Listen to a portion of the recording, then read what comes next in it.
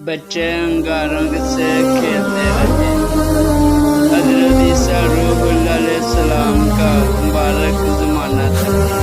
एक नेक बंदे ने एक मरतबा तनूर में रोटियां लगाई और वज़ू करके नमाज शुरू कर दी। शैतान एक औरत की सूरत में उस खतून के पास आकर बोला, बीबी तेरी रोटियां तनूर में जली जा रही हैं। अल्लाह पाक ने नेक बंदी शैतान की बात पर तवज्जो दिए बगैर नमाज में मशगूल रही।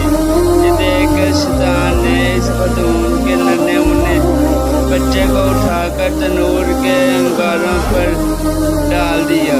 वो फिर भी मुतवज्जो ना हुई। इतने में इस खतून का खावंद घर आया।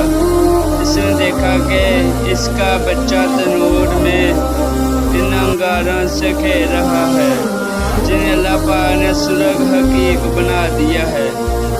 यह शख्स हज़रत ईसा रूहुल्लाह अलैहिस्सलाम की खिदमत अक़दस में हाजिर हो गया और तमाम वाक़या बयान किया। आपने फरमाया कि इस खतून को मेरे पास लाओ।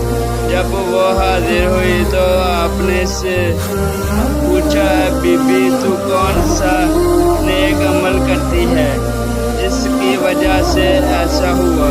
खतून ने अर्ज़ की, ऐ रूहुल्लाह, जब भी वज़ू होती हूँ तो वज़ू कर लेती हूँ।